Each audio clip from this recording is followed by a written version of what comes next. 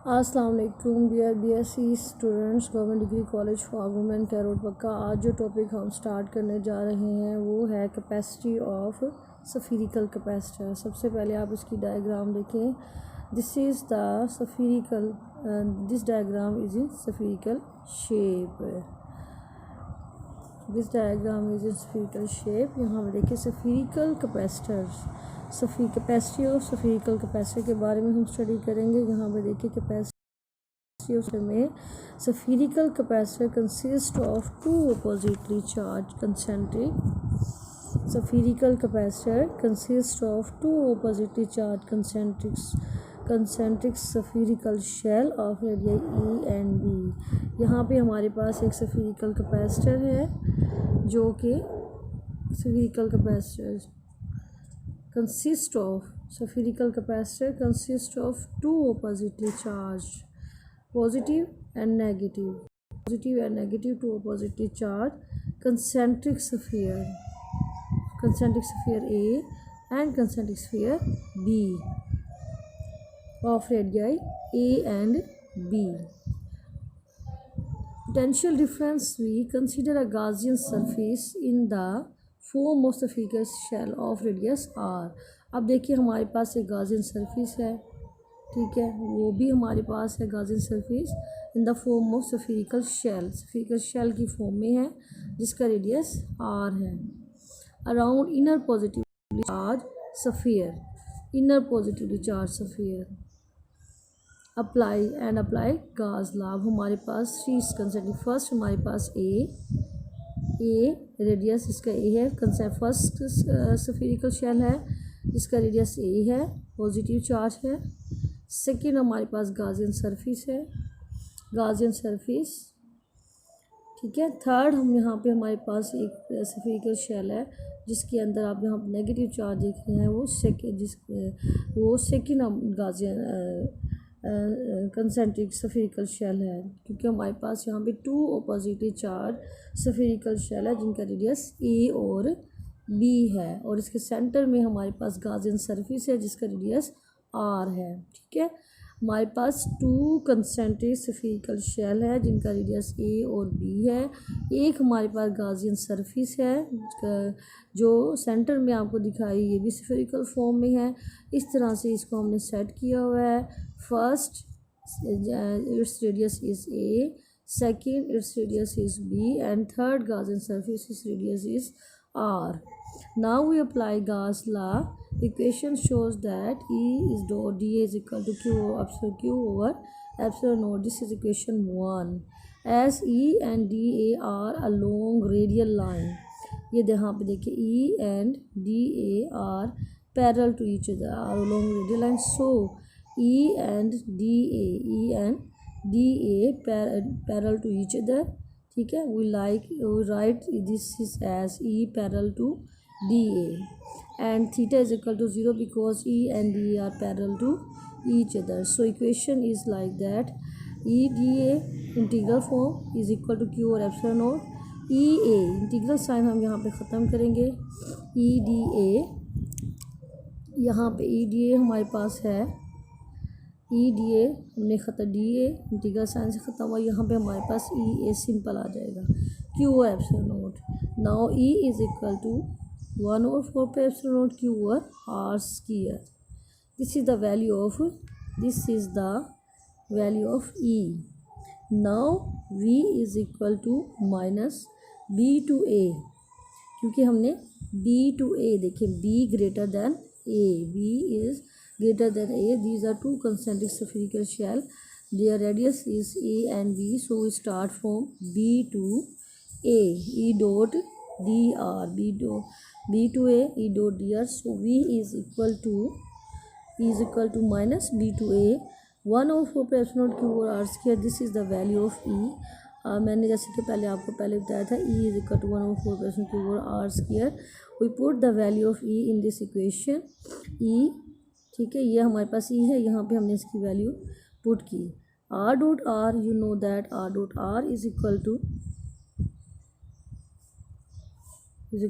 1, यहाँ पे are dot are हमारे पास 1 के इक्वल है। यहाँ पे इधर हम वैल्यूज़ की पुट करेंगे। v is equal to b minus B to a 1/4 q over r square. R dot r यहाँ पे हमारे पास 1 हो जाएगा, ठीक है। और इधर हमारे पास v की वैल्यू आ जाएगी क्यू और 4 B to A R inverse to D R. इस इक्वेशन को आप देखें यहाँ पे minus B to A Q और 4 क्यू ओवर 4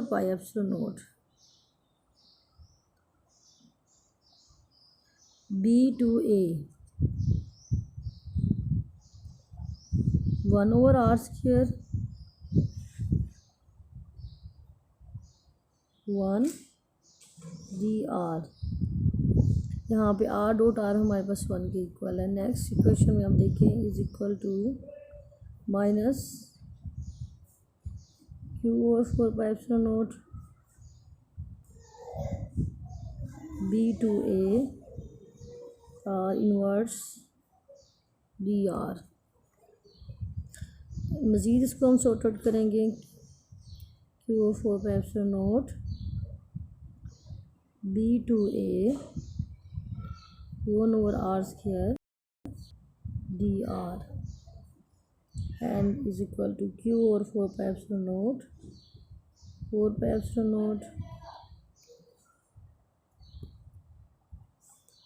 1/r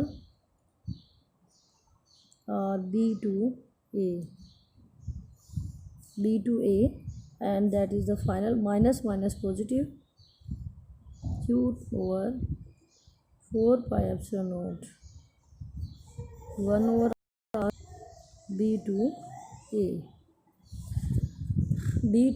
यहाँ पे देखें हमारे पास r डॉट r1 के इक्वल पुट किया minus b to a Q और 4 1/r square D R and then equation minus Q और 4 B to A R square 1/r square को हम r माइनस इन्वर्स में लिख सकते हैं r inverse d are and next minus Q और 4 B to A 1/r square D r. Again integral form इसका हमने इंटीग्रेट किया इसको क्यू और 4 minus 1/r B to A minus 1/r B to a को हमने अगेन किया plus minus plus हो गया इज इक्वल टू क्यू और 4 1/r B to A. This is the equation.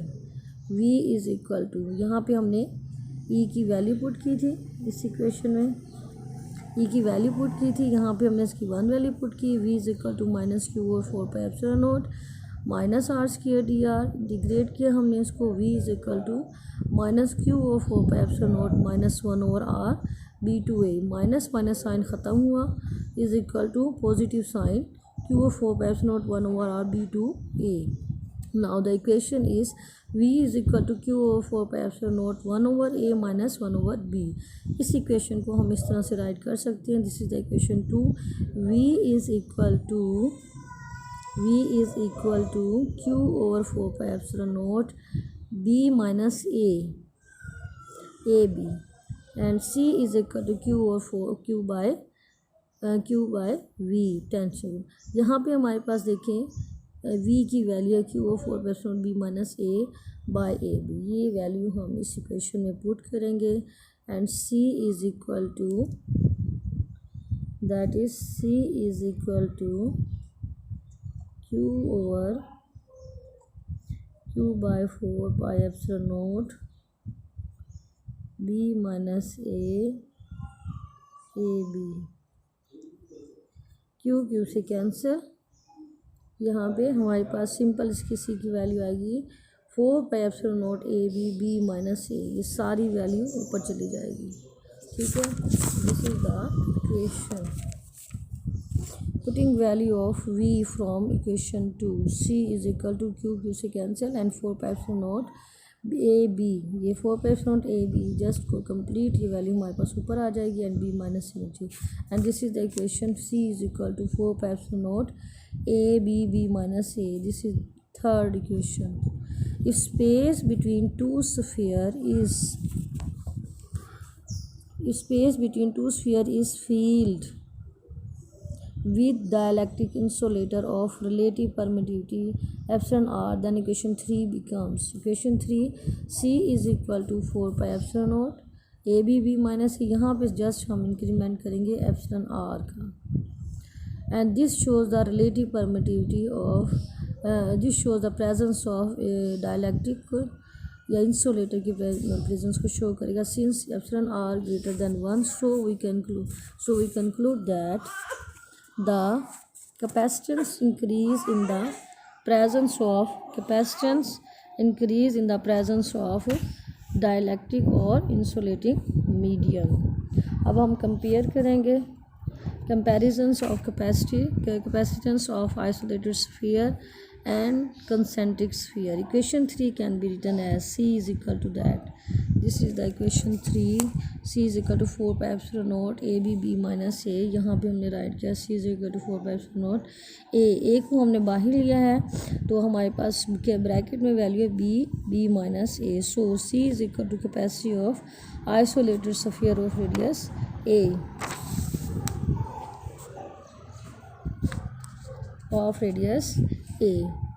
and C isolated cross B minus A।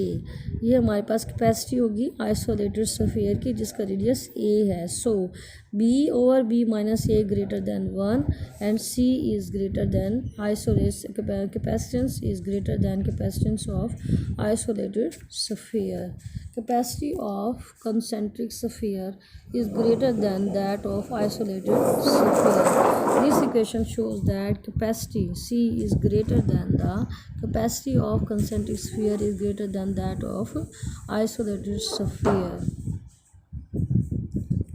This is the topic about the capacity of spherical capacitor। Now we find out the value of capacity